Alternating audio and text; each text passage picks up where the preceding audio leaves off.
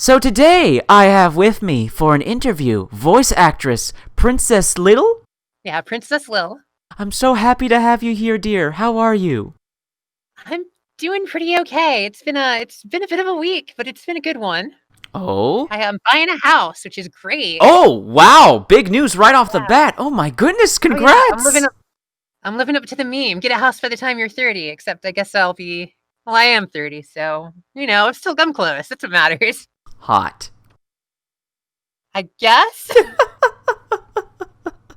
So, Princess, tell me, how did you get into voice acting? Okay, so this is gonna be like a really kind of pathetic story in a funny way. Um, so I always had a bit of an exhibitionist kink back oh, I don't know, around like when I was 20 or so. I kind of got turned on by the idea. I would like write stories in public for people and things like that. Public being, they could see it on like Google Docs, not, oh man, I'm in a library doing it in public. Um, and so I got really drunk on Second Life one night. Oh my.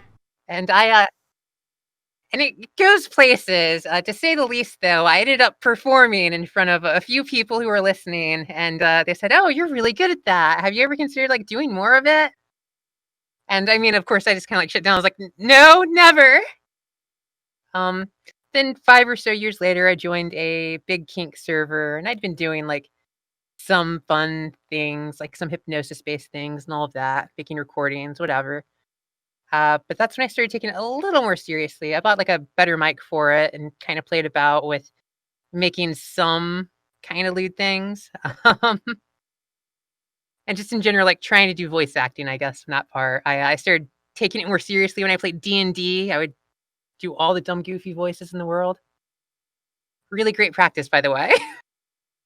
And so last year, and a few months ago, I started sharing stories I had already written. And because some people who I knew were lazy and didn't want to read, I would do like audiobooks of them. And this story gets really pathetic, by the way. I don't know if you know who Succubus is or Elena. I have heard of her. I have heard of her. You've heard of her. Yeah, she's been around forever. She's great. She's an awesome person. And I want to like say that up front because the rest of the story is really petty. Um, she was looking for like an assistant in January of 2019, and I applied for it, and then I never heard back from her. But I was already like starting to upload things at the time, so I'm like, well, fine. She doesn't want me. I can just do it myself. And so that's how I decided to become a voice actress. There's nothing pathetic about that at all, dear. Why would you say that? Oh no, it's just petty. It's super petty. We all need to start somewhere, and you gave yourself the drive and motivation.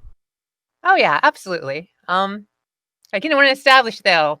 Succubus is great. Elena, I've talked to her a few times in the past. Long time ago. Shit, like 10 years ago. She's a great person overall. Hey, and don't sell yourself short either. No, I'm gonna sell myself short. That's like half of what I do. We can't have that. We can't have that. How about we make this next question about how talented you are? So, tell me, No. tell me, Princess, in all this time you've been voice acting, how far have you improved? What are you most proud of that you've improved on since you started voice acting? Oh, so I don't know if you know, but I'm actually trans. And I would say that the ability I had to go from a really deep voice to the current voice I have is probably the most impressive feat. I don't know if you've seen much of my work, but I'm one of the few people I think that can like consistently switch between a very masculine voice and then a feminine voice. I see. Well, congratulations. It's a thing. I don't know many other people who can do it. It's my little parlor trick. Yay. Ooh. Again, congrats. That is very impressive. Could we get a demonstration if that's all right? Oh yeah, absolutely. So this is just my normal speaking voice. This is what's natural to me. After training for so long, it just happens. And I can go back to my normal. Well, to go back to my original would be like popping all the way down here. Yeah, this is about right. Maybe it's kind of hard to tell sometimes. Holy moly! Oh, Wow! yeah. That's amazing. I use it and well, I do a lot of TGTF content, transformation from male to female content, basically, because huge fetish niche, and I understand why. I super do, and I am glad I'm like one of the few people who can like hit that and like change my voice in like mid sentence, basically, or like even on one word. So it's gotten me a few fans. I'm pretty proud of it. There we go. See, I told you were amazing. So it's my little special trick. But no, humility, very good thing to have. But there's nothing wrong with admiring oneself for their achievements and looking good. So are you familiar with the Dunning-Kruger effect? I think is what it's called. I have not. Okay, it's this psychological phenomenon studied by Dunning and Kruger, because everything's named after the people who study it, apparently. Where when you start a task, or like if you don't have much knowledge of something, you're going to overestimate your capabilities. And then as you get better and better, you start underestimating yourself until you get, toward like the very, very top, in which case you tend to be a pretty good judge of your own skill. And I guess I'm kind of still in the phase where like, yeah, I'm pretty okay. Like I'm better than a bunch of other people, and I could like kind of say that without feeling too shitty about it. But I can see a lot of other people and how good they are, and it's like, oh man, it's gonna be so hard to do. Well, I believe in you. I know you'll get to that upper echelon. I mean, gotta try. Why not? Try and succeed. You will. Oh, are you Yoda now? There is no try. Ah, damn it. I should have seen that coming. I set myself up for that. I'm sorry.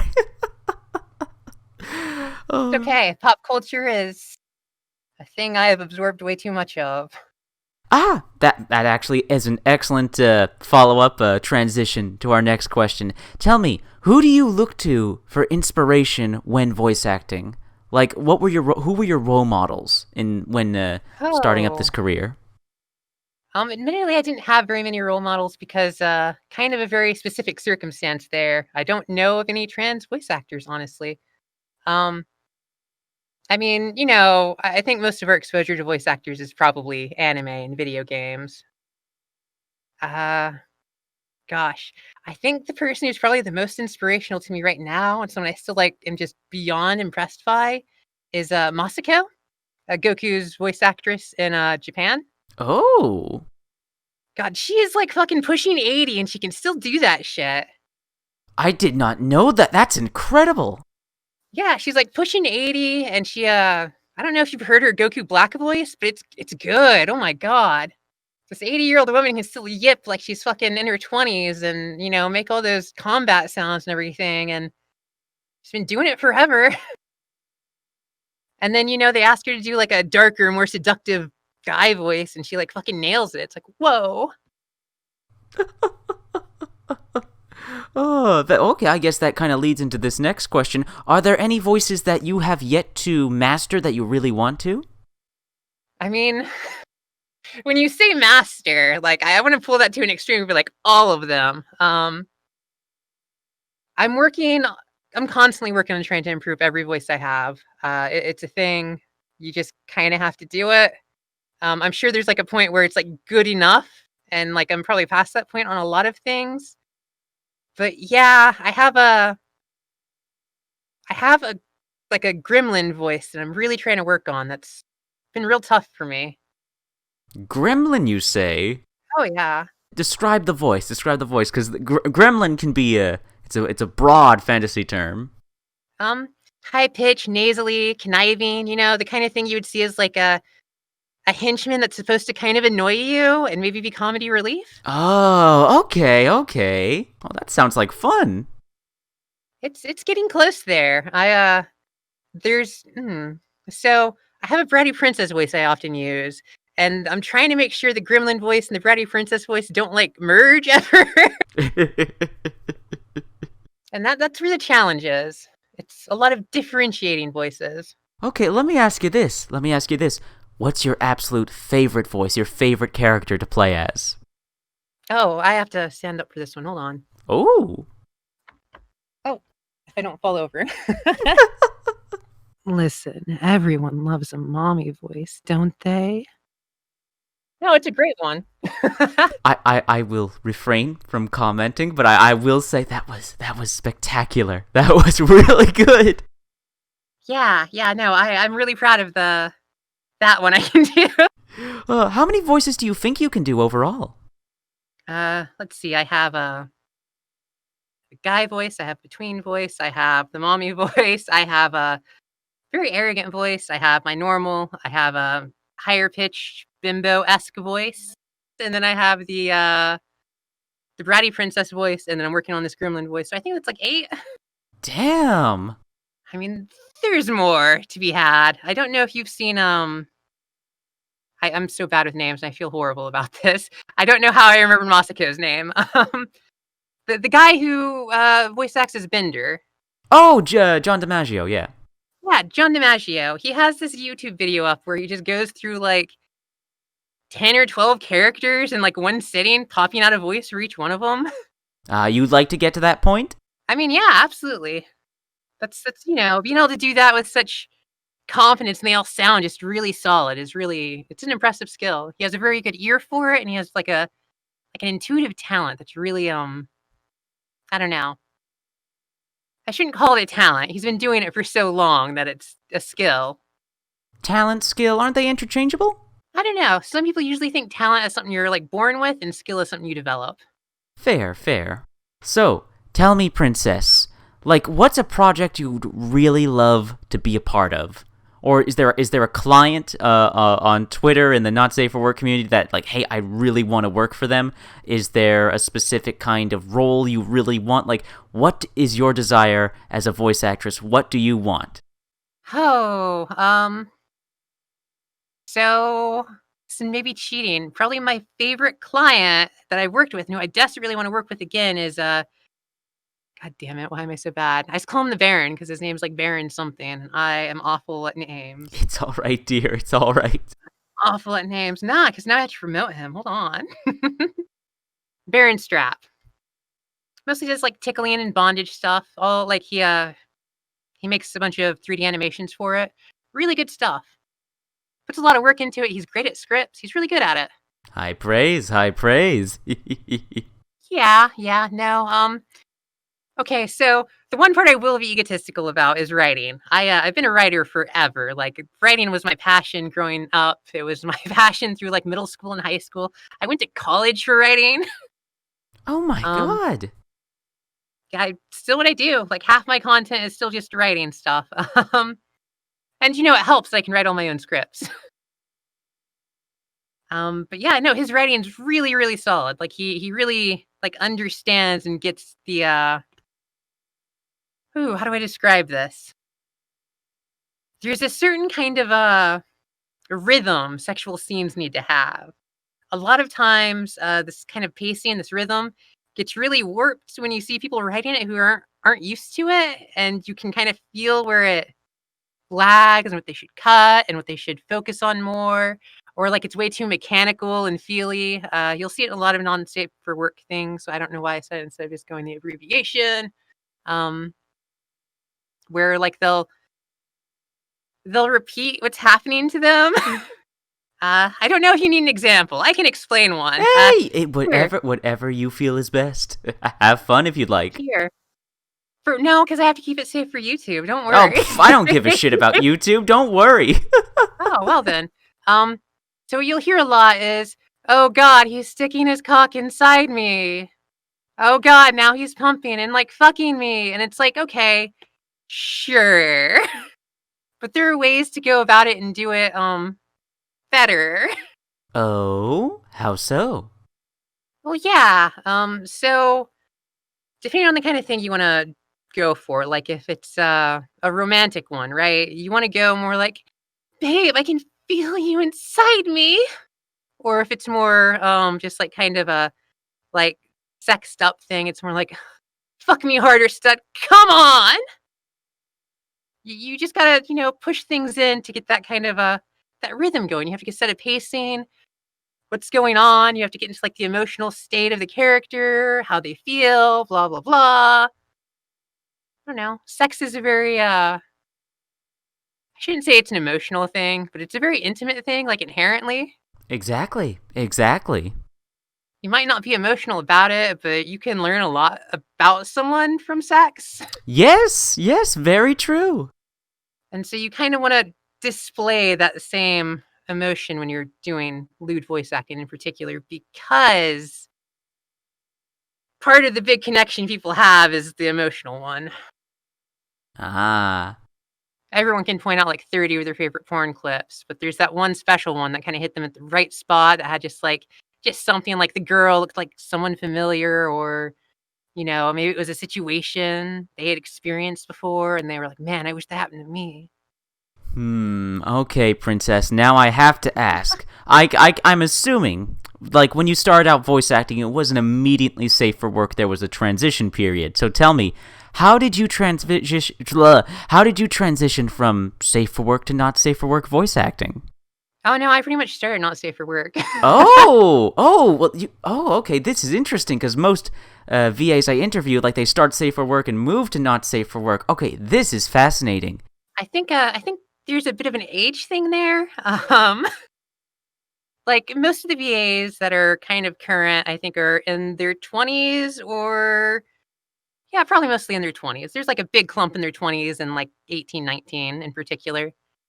Um, and I think they have this idealism, like, oh man, I want to become a voice actor because I love all these things, and I think I could do it, and I want to try really, really hard.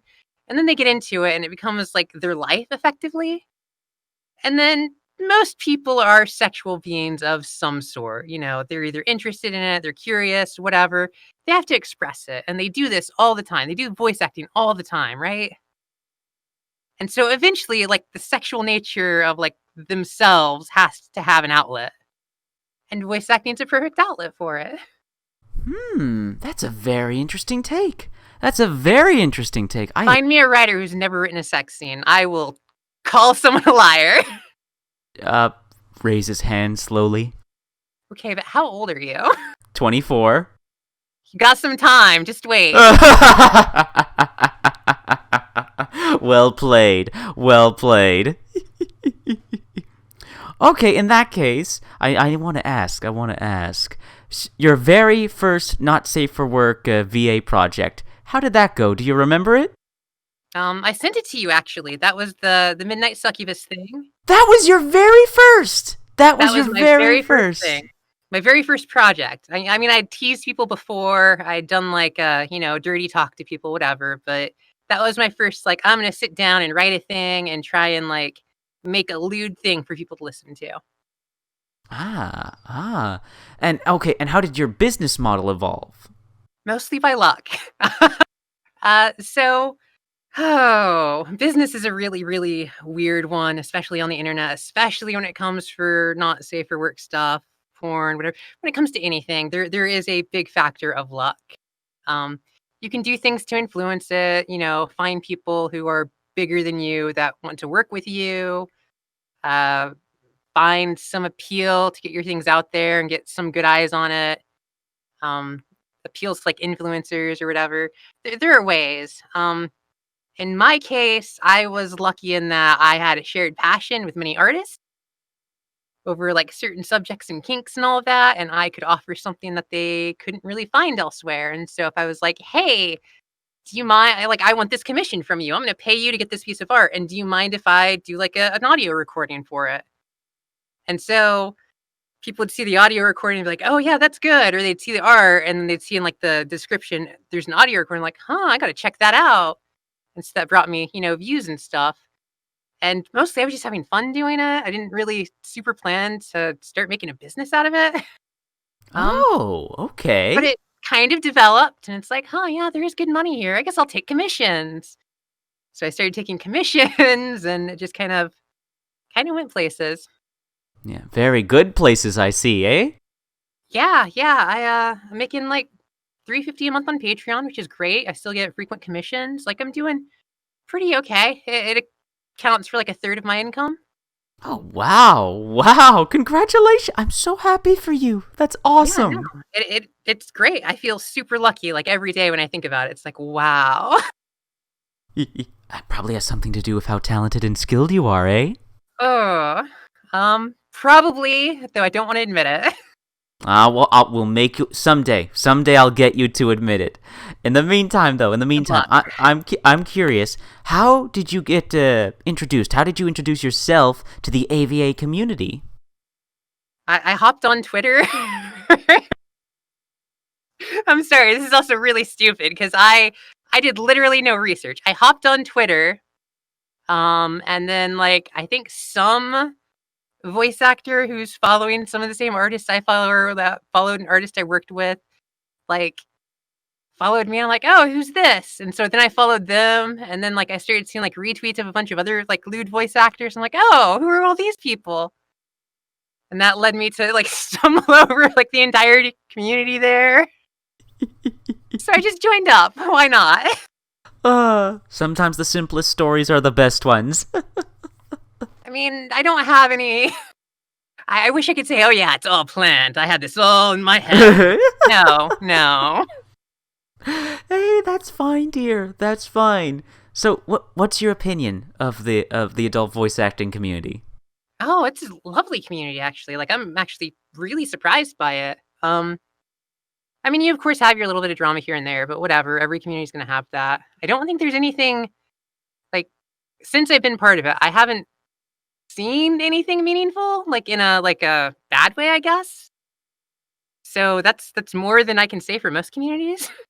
um, yeah, no, the adult voice acting community in like general is really, really sweet, kind of professional in more ways than you'd think. They're just full of really incredible people, eh? And in their 20s, and there's a lot of women in their 20s, and there's a lot of women involved, which helps too. Women are very good at making sure to not violate others' comfort. And just having like I don't know, I think just having like a large group of people there, and this is probably thanks to like Pixie and Waiver CD and a bunch of other people who have been doing it for a while now. Kind of enforcing things or helping guide things has been really helpful. And of course, everyone has to love Mooney. She was gonna be brought up eventually. I knew it. Well, I mean, everyone has to love Mooney. Mooney's great. She is. Like, she gives a bunch of advice to people. Really good advice too. Some of it I've needed. She's great. Aw. If you don't mind me asking, I'm curious about your technical setup because you're in a booth right now, correct? Yes, I am. Do I have a picture on my phone? I know I have a picture somewhere. Probably.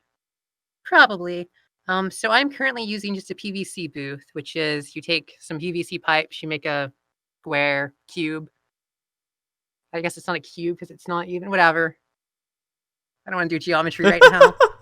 And then you cover it with audio blankets, which are specifically made material that is really good at canceling out echo, noise, whatever. That's kind of it, honestly. Like the booth itself is really, I don't know, maybe cost me, the PVC piping was maybe like $20 for everything, and then the blankets themselves are $45 each, and there's 3 of them, so it wasn't very expensive. So anyone can become a professional voice actor with some piping and blankets, is what you're saying. Anyone can set up an audio booth with one. The bigger issue, oh yeah, I do have pictures right here. It won't look like too much because I'm just I threw it together. I didn't decorate it. But it's pretty simple setup. The real expenses come from your equipment, unfortunately. Like I am currently sitting on about $800 worth of sound equipment. Oh my goodness! Yeah, it's expensive. You don't need this sort of equipment to do what I'm doing, though. Like I've gone overboard because I love tech. Ooh. Like you said, you were using a snowball, right? Indeed. And yeah, I linked you a thing where I was using a snowball, like my first thing. And if I'd kept with that quality, I probably could have done pretty well. Like most people don't have high-end headphones. They're not going to really notice the muffle or the little bits of static that kind of stick out or how the richness is broken away. So my mic is shit is what you're saying. No, no. I really want to like say like the Snowball is a fucking amazing mic for its price point. Like, oh my fucking god, that mic is amazing for its price point. Like, I think I got one for like $35 like 5 years ago. Damn. Yeah, it's a ridiculously good mic for its price point. Um, the Yeti Pro, like the USB one, that's a really, really good mic too. Like, I think it's like 70 or $80. It's a really, really solid mic. It's the best USB mic that I know of. Once you start getting into XLR setups, though, you'll sorry, let me rephrase this. Once you start getting into XLR setups and you can compare things directly, you start really noticing the difference between microphones and headphones and all of that. And you see what like all the audiophiles like bitching about, oh, that's an MP3 are talking about. Ah, okay, okay. Unfortunately. Unfortunately. But I couldn't help but notice, Princess, you take this all very seriously. Is voice acting, is this what you're doing right now? Is this your dream job? Is this what you want to do for the rest of your life? Or do you want to take this even further? Oh, I try not to plan too far ahead. um, I really do like voice acting, and I have thought several times, like, I'm 30, how long can I get away with doing, like, lewd voice acting, right? And then I think of Masako, and I'm like, "Huh, yeah, no, I got this." Damn right you do. Yeah, if she can fucking do Goku when she's 80, I can probably be fucking Granny on the microphone. You'll still be hot as hell and damn good at what you do no matter your age. That's the idea. But yeah, no, I'm definitely continuing on with this. I plan to build a soundproof booth when I get into my new home. It's gonna be a bit of a construction thing. I don't think it'll cost that much though. I like the work's not that hard if you're okay with using like power tools. If you have access to power tools, because power tools are expensive.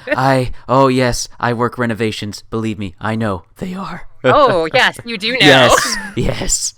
Uh, drop one of those things and fucking it doesn't break. Don't talk about dropping power tools around me, please. That just brings up my PTSD. No, I understand. I really do. I did some construction work as a teenager with my father, and then my stepdad does insulation. He'll like build houses from scratch. So I've seen it Oh, you're all. speaking my language, babe. Oh yeah, no, absolutely. I get it. I know how to wire a house. I technically know how to build and wire a house. It's not going to be the best house in the Oh world. my god, I would love nothing more than to have a drink with you and talk about that all day. Yeah, sometime sure we can talk about construction. It's a thing. Oh, I've used a jackhammer before, which is oh, lucky you! It's so much fun, eh? it's like a super bungee jump thing. Exactly. Yeah, it's so cool. I don't know how you stay up on it. Like I still don't fucking get it. Very carefully. I don't know. The balancing was never that hard for me. That's the thing that always confused me. It's like, okay, how do I do this? Like, just get up there. You'll be fine. Okay. Did you ever get to use a sledgehammer? Yeah, Oh, of course. Isn't it just the most cathartic thing ever? It is pretty nice. I can't lie about that. You know, like knock out a wall. Oh God, baby. Oh. Really good feeling. Very good feeling. Oh man. All right. We've kind of already done this, but now moving away from professional questions, dear. Is it okay if I ask you some personal questions to get to know you better? I mean, I already outed myself as trans. You can ask me whatever you want. Well, what are some of your favorite hobbies? What do you like to do in your free time? What do you really enjoy? Video games, movies, reading, sports? So I'm a huge nerd in a lot of aspects, unfortunately. Um, yeah, I really love video games. I've just been working on a replaying Final Fantasy IX since the first time I've touched it since like the year 2000 or some shit. And I don't know. I love examining like games and movies and books, like really, really in depth to figure out what's going on. I blame a lot of this on college. Like, I went into literature and everything. And so you're taught how to think about media in a different way. Like you're not consuming it as much as you're trying to like figure out what's the meaning of this, and not in the like high school. Oh, the curtains are yellow, so they're envious kind of way either. Like, what's it mean, and What's it mean to you? What does it mean to the author? What's it mean to, to society in general? All those things. Fun things. And applying it to anime is always hilarious, because you'd be really shocked at how much effort they put into some of that shit. Most of it's really overwrought, but then you get like weird ones, like Hunter x Hunter. Have you ever seen it? I've heard of it.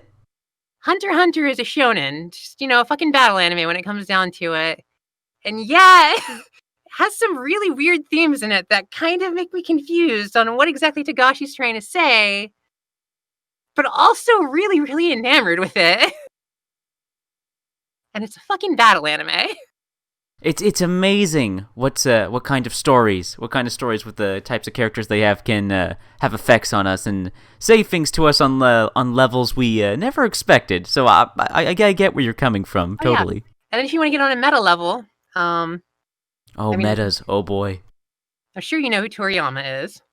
I do not. I'm sorry. I'm not. Creator of Dragon Ball. I've never watched Dragon Ball in my life. I'm sorry. That's fine. It's like kind of a thing that you, well, I don't want to say you had to grow up with it to really like be invested in it, but Toriyama pisses me off so fucking much. Ooh. And I have so much respect for him at the same time. Oh boy. Oh boy. So Toriyama is not like a guy who plans things at all. His most successful arc, the one like everyone loves, is the Android Saga, which is androids are involved. I don't fucking know how to explain it very well. But it started with him having an idea for 2 villains. And then his editor came and said, hey, these villains are gross. Change them. And he's like, okay, I'll change them. And so he changed them to like 2 young, cool people who are still loved by the fandom because they have great designs. And his editor came in and said, hey, you're going to fight kids? Fucking change that shit. And so he made this weird monster thing for them to fight. His editor came and said, oh, is that who they're fighting? He's really gross. I don't think we'll be able to sell anything with him. And so he changed him. And then again. And it's just like, it should not have worked. There is no reason it should have worked. But it's a really, really good and solid arc. Like, it's really, like, great to watch. And it seems like it flows really well. It's not until you examine everything behind the scenes, you're like, oh, I see now. So Dragon Ball is basically them making shit up as they go along? Dragon Ball is 100% Toriyama making it up as he goes along. He has admitted this several times, and he's admitted it a secret that writers aren't supposed to really admit, but everyone does it. He said, oh yeah, sometimes I leave loose plot threads, and then later on, when I think, oh, I could really use this, people think I'm a genius and thought I had it planned out. Just like admitted that to everyone. God damn. Toriyama gives no fucks, and I hate him for it, but I super respect the man. Like, he's really good at what he does, but he distills it down into like this kind of really humble level. I adore it. It's great.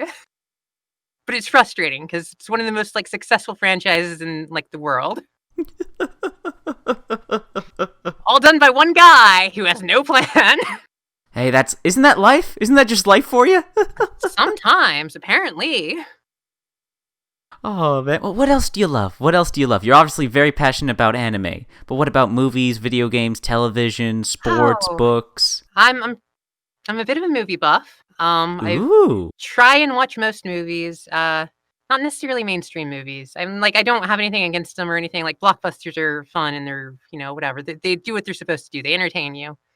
But I love like weird sci-fi or like psychological thrillers. Like, have you ever seen Infinity Chamber? Oh, I've heard of that. Does that have something to do with time travel, or am I confusing it for something else? I think you're confusing. Well, kinda, sorta. It's about a guy stuck in a prison cell / interrogation chamber where like a device is making him relive a day whenever he dreams because they're trying to find something like in that day. Does it involve a train? No. Are you thinking? Okay, that's a different movie. That's a different movie then. I'm sorry. Yes, I get to claim some hipster cred with like seeing Snowpiercer before I just lost all my hipster cred because I can't remember Bong Joon-ho's name or whatever. I can't remember it. I feel bad. It's all right, dear. It's all I right. still feel bad. But he's the one responsible for Parasite, which, if you haven't seen, it's a really great movie. Kind of, people misinterpret it, but I don't fucking know how.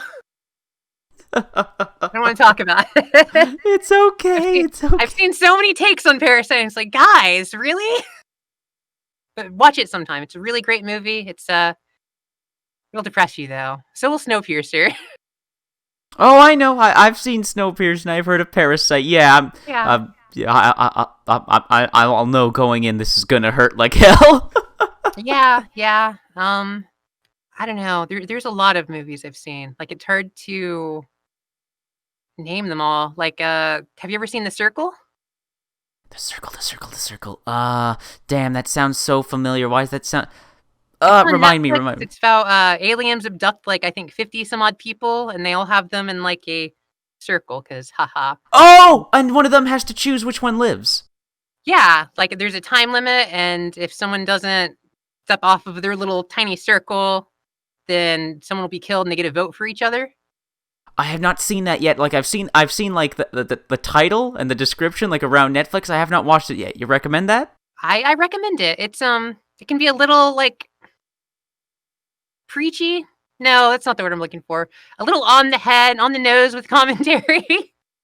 But not in like an insufferable way. It's a good movie. I recommend it. I definitely recommend it. I didn't know it was aliens. That's interesting. I'm super aliens. petty. Do we get to see the aliens? Do they look cool? We get to see their ships. Aww. I know. No, it was a really low budget movie, so I'm not surprised. I hate when fiction does this. I want to see cool aliens, dang it. Well, keep in mind, this is a movie shot basically entirely in one room, with no flashbacks outside of it. That's fair, but I'm petty and I like seeing cool aliens. Same. No, of course, I was a Trekkie when I was younger. I've seen most of all Star Trek. Used to be a fan of Star Wars. I kind of grew out of it a little bit, and then the new movies came, and I mean, I know they're polarizing to a lot of people.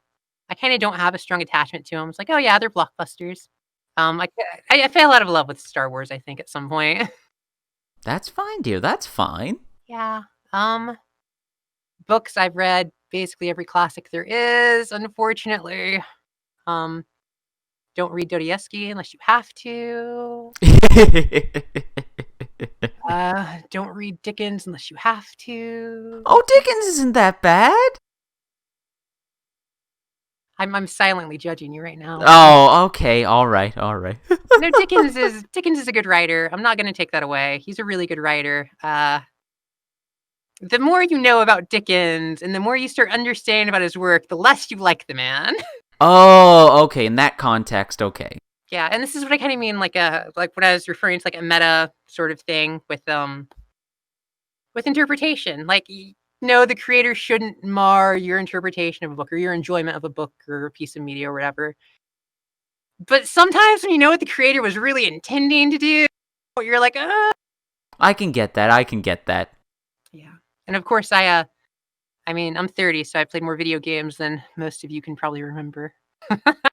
Oh my. I will put out that challenge. No, when I was like 8 or 9, I got my first computer, and I got the internet, and then I think my older brother told me about ROMs and stuff, and so I played every single NES game and every single Super Nintendo game. Translate or not, I'm not going to say I beat them, but I at least started them all up and played them a little bit. I bow down to my obvious superior. There you go. And then I got to play on like the Ataris. I played on the Mega Drive, even though I thought it was just like a normal Sega Genesis at first because I was too young to understand there was a difference between the Mega Drive and the Sega Genesis. Oh wow, you got some serious cred. My goodness. Oh yeah. I owned a Sega CD. oh man. Yeah, no, I've played so many games. It's kind of not the best sometimes. What do you think of modern games nowadays? I'm not a big fan of first-person shooters, but I still love gaming like a bunch. I'm not I'm not one of those purists that's like, oh, it's only good games if they're on a fucking 8-bit console. No, I play new games all the goddamn time. Like Mountain Blade 2 came out recently, early access or whatever. Oh, I'm strapped in. I'm ready to go. I've been playing it. I already put like 50 hours into it. god damn. I get obsessive sometimes. No, no, girl, you're awesome. I'm trying to think of what other like good game came out. I just started playing Indivisible recently. Oh, I hear that's really good. I'm not so sure yet. The art is gorgeous. Like it is a very gorgeous game, and like its style and everything. And I see where a lot went. It borrowed its battle system sort of from another game called Valkyrie Profile, though, back on the PlayStation. And it was clearly inspired by it, like 100% inspired by it. There's no one's gonna tell me it wasn't. And I think they messed up like one of the major like good things about Valkyrie Profile's battle system when they kind of made it with Skullgirl, or not with the Skull, well, blah, blah, blah, when they made it with Indivisible.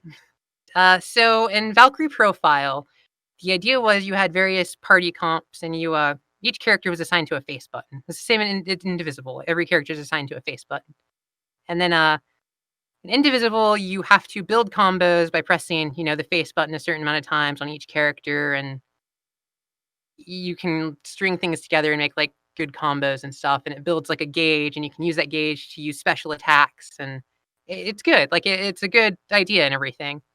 In Valkyrie Profile, it was more of a each character had a really strong special move, and you just had to do a combo that filled your one gauge up to 100%, and it was just each time you got to attack, it was just from 0 to 100%. And some enemies would react differently. Heavy enemies obviously couldn't be juggled, things like that. And so you had to kind of like figure out, okay, how is this party comp going to deal with these monsters to get their super move off? And then which character's super move is going to be the most effective? Because, again, like a short monster might dodge some of the attacks. I don't know. And there's that little bit of a puzzle there. But I think it's the pacing thing that gets me. Like Valkyrie Profiles, like build up to do your super move feels really good. And in Indivisible, I think it's the lag behind building your gauge up, which you also use for your defense, and then using your special moves, just doesn't have the same like impact, I guess. And so the pacing's kind of hurt by it. It feels like there's not enough highs, I suppose. The highs aren't high enough. In Valkyrie Profile, you have a character who turns into a giant dragon and breathes fire on people, right? Holy shit! Okay, Yeah, wow. right. And Indivisible, you get like girl who punches guy a lot, which is cool. Like it looks good. Or actually, she does get one where she shoots like a giant Kamehameha, which is actually that's from Valkyrie Profile. Now that I think about it too, but it's also a giant Kamehameha. So what's it really from? But you like extremes, from what I see. No, I think I really care about pacing, just like in a lot of things. You start noticing it. Okay, Like what keeps you addicted to okay. games, and what keeps you wanting to play them. And it can be through like story beats, like in a book. Like if a book's like, I don't know, have you ever hit like a really long dry section of a book and you're like, oh my god, fucking end me. Yes. No, it matters. It's the same for movies. If you just have like a really long dry section, just fucking you stop paying attention. And so you have to figure out how to make those long, boring sections fun or exciting in some way, or some way of drawing the person in. It doesn't have to be like big lights or whatever. Like a drama can do it by having like a really touching moment between two characters, right? Right. Yeah, there's a bunch of ways to do it. So okay, I retract my previous statement and apologize. You're someone who cares about the story and the details in the story, correct? Like even in the action. Yes, absolutely. And this will actually get you with have you ever heard of the YouTuber Every Frame's a Painting? I have. I don't know if I've seen any of their videos, but I've certainly heard of them. Has some really good videos. I think he does one about Jackie Chan. I can't like repeat it all because I'm not a giant film buff. I can't. Well, okay. I watch a lot of movies. I have no idea how to fucking direct a movie. Don't we all? Yeah, like I'm not gonna sit there and pretend. Oh, yeah, I know exactly why Jackie Chan's movies are so good. Ha ha ha. We can at least we can at least explain why we like them. Yeah, absolutely. It's fucking funny. That's why. Jackie Chan explained it himself at one point. The one of the ways he gets the audience invested without thinking, "Oh, this is boring," is he constantly has to change up the situation, put himself at a disadvantage. It's why so often you see him like tied up in something, or like a tire fell over him, and he has to like use the environment to fight because he can't use his arms. Like that's why that happens so much in his movies. It's Oh, so okay. it's so the audience doesn't think, "Oh, this is just gonna be a fight scene that I've seen before." And it also lets Jackie Chan as like a choreographer be much more creative. He's putting a limitation on himself to become more creative. That's badass. That's pretty badass. Yeah, there's an old saying, I can't fucking remember it, I guess it doesn't matter. It's the idea that, if you give someone a blank page, they're gonna give you something back, and it might be good, but if you give someone, like, a line to follow and they're skilled, it's gonna be real good. Hmm. I will consider that. I will consider that for the future. Yeah, we do better when we have something resembling guidelines. Actually, you can ask every VA about it. What do you do when a client tells you, "Just do whatever you want"? I would assume, like, get creative and have fun with it. No, because most VAs are busy, and we have a bunch of commissions to do, we have a bunch of work to do, we have our own work to do. It gets, like That's fair. That's it gets fair. tough to pump out that stuff constantly, and if we don't have, like, a guideline, it's like, "Well, what the fuck do you want? I wanna make sure you're happy with it." Um, Okay. That's fair. That's fair. I have it a little easier, I think, than a lot of other VAs because, again, I have such a heavy background in writing and everything. If someone says, "Okay, can you give me a theme that goes off of, like, this?" I'm like, yeah, sure. I can definitely do that." And if they say they don't like it, I'm like, well, you should give me more instructions. Because 'Cause it'll be good, I promise. It just might not be what they're looking for." Aye, aye. There are a lot of, I don't know. Creativity is a weird thing. Oh, is it ever? Is it ever? My goodness. The more you do it, the easier it gets to be, improvisational about it. I've experimented with selling, like, improv recordings and stuff to people for, like, a cheaper price just because I don't have to write it, I don't have to do as much editing for it, and it's not too terribly hard for me since I've written so much and since I've played so much fucking D&D and tabletop games. Oh, I adore tabletop games, if you can't tell. Yes. Um, yeah, once you get your mindset into an idea of improvisation and you start getting some good experience with it, it's super helpful. Super helpful. Well, Of course. now, Princess, Yeah. if you don't mind me asking, we're going to transition away from personal questions now, and I'm going to Okay. ask you some silly bullshit questions. Are you ready? Yeah, go for it. All right. So, how would you survive a dragon apocalypse? A dragon apocalypse? Man, why would there be a dragon apocalypse? And even if there was, like, I'm just gonna dress up like a princess and be like, "Here, kidnap me, please." I mean, Well, one of my OCs is like a dragon princess, so I dig dragons pretty hard. in what way? What context? Context, dear. In what way don't I? Oh, I should have seen this coming. Is that your final answer?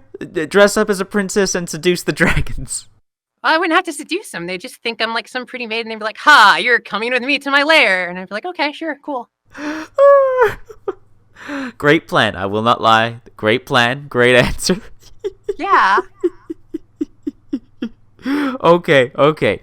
All right, now this next question may be the most difficult question I have ever asked in any interview ever. This is eternally debated. This may cause controversy. Are you ready?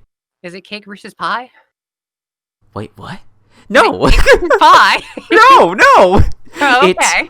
no. It's tits versus ass. Which one? Oh,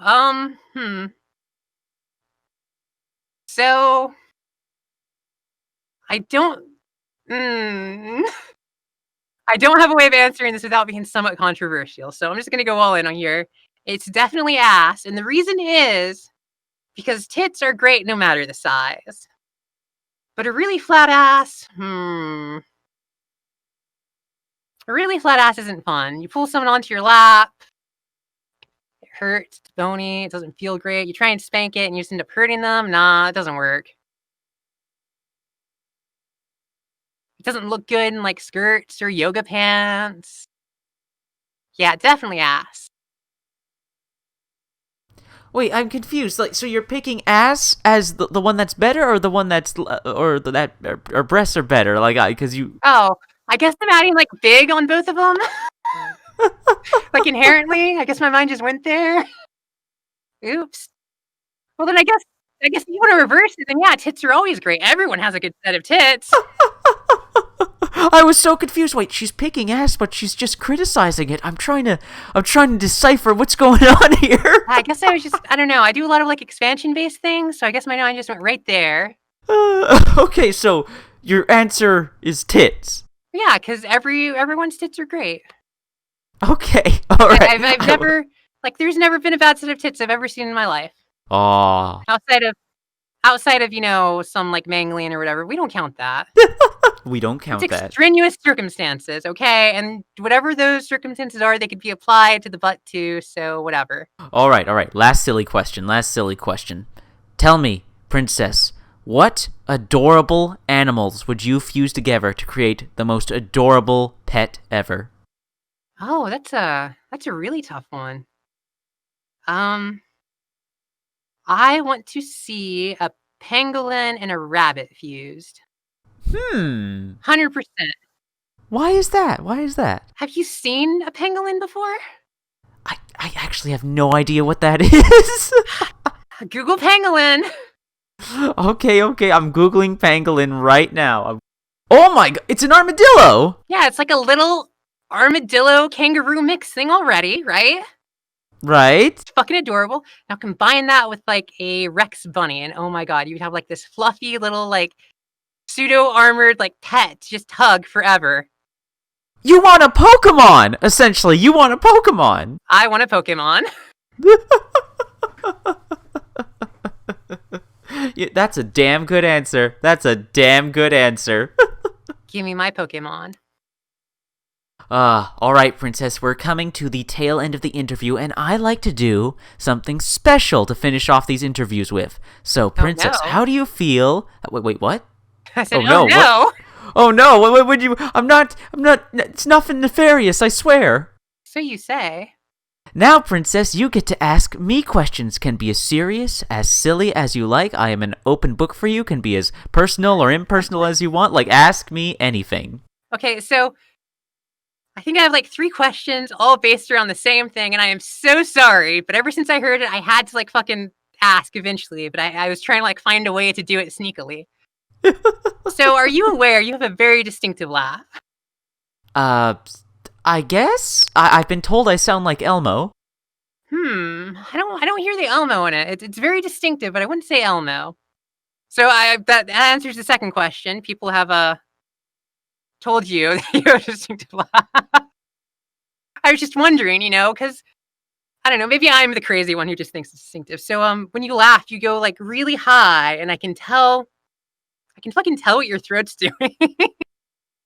My throat? Your throat, yes. So. What do you want to know about my throat, dear? Okay. So when doing voice training from like masculine to feminine voices, you learn like a lot about how voices work, how the vocal cords work, how we speak with our tongues and all of that. And I can tell when you laugh, you almost certainly extend your tongue slightly and raise it in the back. And now you're going to be thinking about this. That's why you get like that really like kind of adorable, honestly, kind of thing. I can't do it. I think I'd have to practice. I considered like impersonating you for a bit to try and like do it at some point during the interview. But oh, that's so sweet. It's I don't know. When I hear distinctive things like that, I have to understand them or try and emulate them. Like the first time I worked with Bordeaux Black, I like just trying to imitate her voice for like half an hour. Oh my god, that's so cute. You're so cute. I guess. It's a thing. Like half of it's like, okay, how does someone do that? Can I do that? I have to try and do it. Let's see, other questions. So I know you interview a lot of lewd voice actresses. I am really curious about your plans for your channel, I suppose. Keep going as long as I can, go as far as I can before I get shut down, because I'm of the mindset right now that YouTube's going to crash and burn sometime with the horrible decisions that they make. So in the meantime, build a brand, build a network so that even if YouTube goes down, it doesn't matter because I can use another platform and there will still be an audience that will follow me and still want to support me and my friends. That spicy YouTube take, but probably correct. I'm not a YouTuber, so I don't fucking know shit, but it's not hard. And, after the whole Kappa situation, the fact that, just showing off that Google and YouTube are so incompetent that they've been breaking the law for years and they never did anything. They were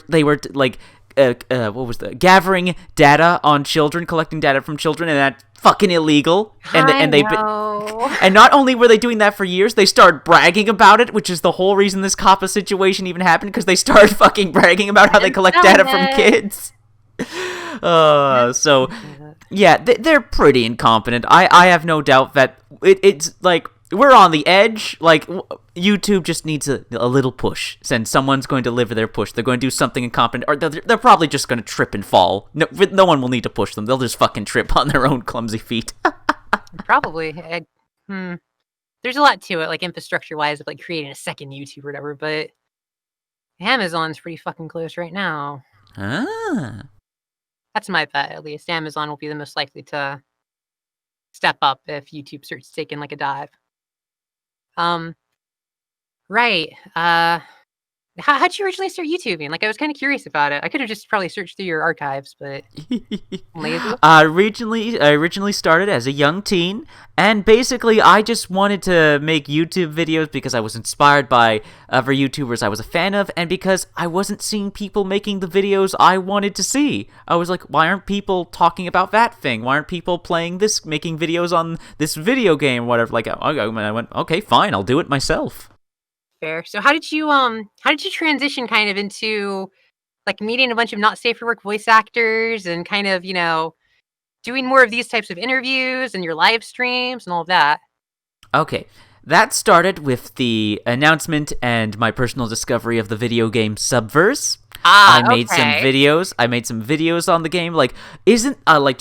Basically going, wow, isn't this crazy? Isn't this something big and new, and it's going to change the industry? And I talked about it, I promoted it, and eventually I got a comment from one Pixie Willow, and then Pixie and me started talking, and she brought me into the AVA Discord server, and I just met all you wonderful people, and I was like, wow, I have a platform.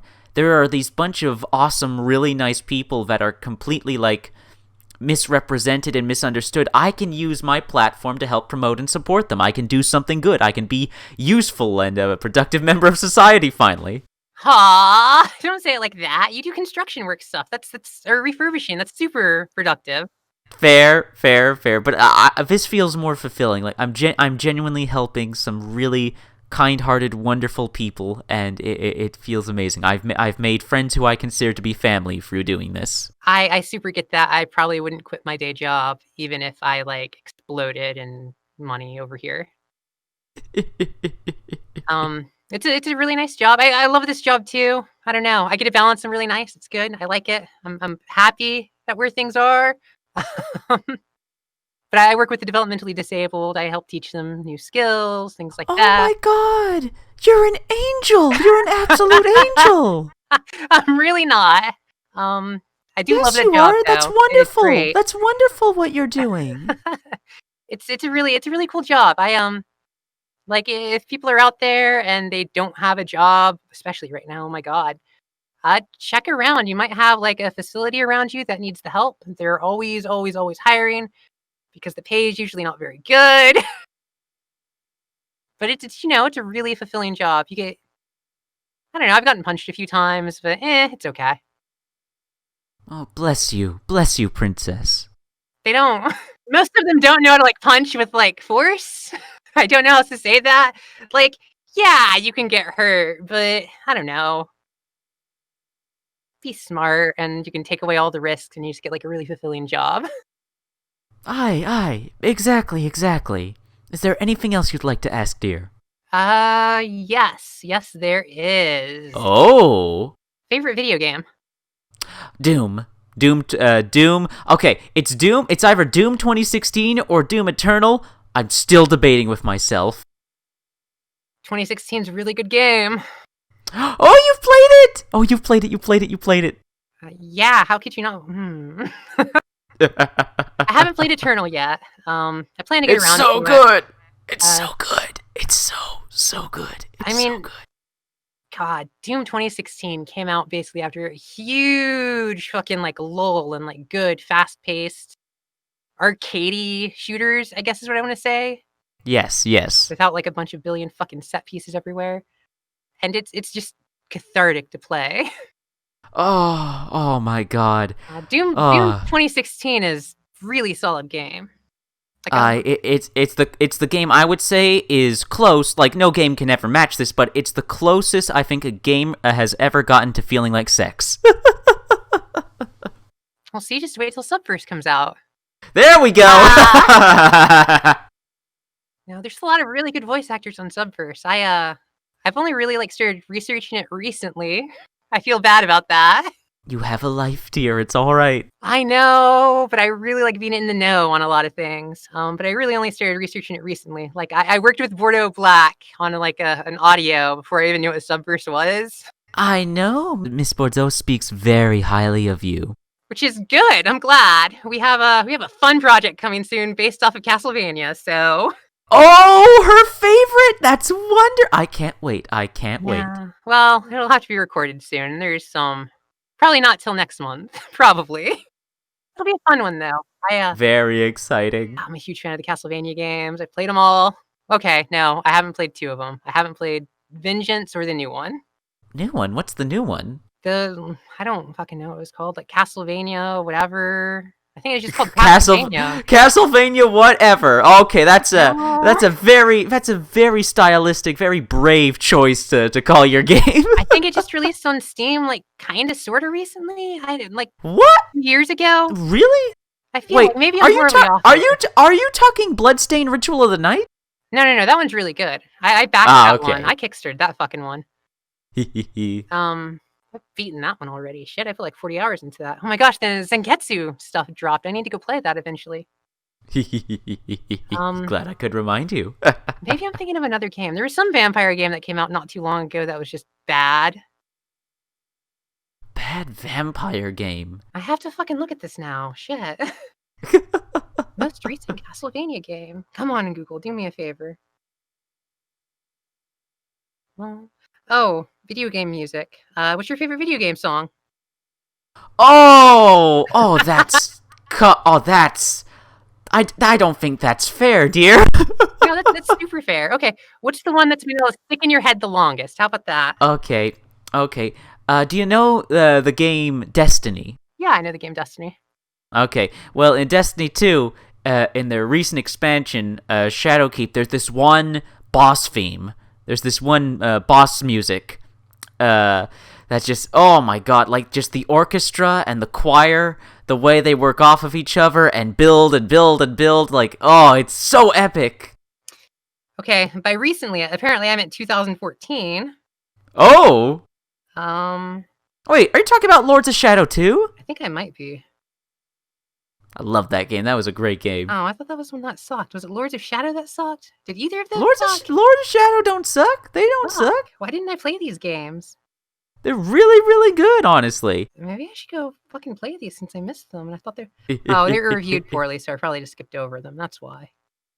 The reviews were bullshit for those games. I swear to God, people kept like saying like I played the games and like a lot of the criticisms were like, this is like such a small part of the game, or some of the shit like just isn't true.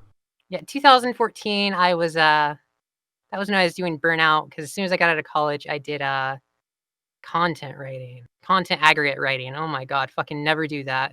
Anyone listening, never fucking do that. Never. Never do that. It pays like shit. It pays so poorly, and it's just constant, and you just fucking hate yourself eventually. I burned out and stopped writing for like 3 years. It was a thing. I. Princess, thank you so much for agreeing to have this interview with me. You're an absolute treat. You're an absolute treat. I'm glad you had fun. It was great to be here. Just hit me up anytime. I'm usually available as long as it's not on a weekend. Got ya. Now, for the audience listening at home who want to follow and support you and check out your stuff, where do they go to do that? Oh, on Twitter, it's at Princess Lil, at Princess_Lil VA. On Fur Affinity, if you're a fucking furry, which is fine, because I don't blame you. Furry's got me my business model. I'm on there as Princess_Lil, on Fur Affinity, rather. I'm on DeviantArt as just Princess-Lil, though I don't use DeviantArt much because it's DeviantArt. I have a Soundgasm I update relatively frequently. I have a Patreon, I guess, also under Princess Lil. I have a website that'll go up probably sometime soon, hopefully. And I have a great name, royalkink.com. Oh, nice. All flowing together. We'll see, though. The person working on it's been going through some things. So yeah, that's it. Links to everything Princess Lil will be in the description and in the comments section down below. So, Princess, before we sign off, how should we threaten the audience to go and check your stuff? Oh, no, they don't need threats. I mean, listen, I have something way better. Threats are bad. Threats are really bad, okay? But if you do a good job and take care of it for me and really go pay attention to what I have, Mommy might reward you.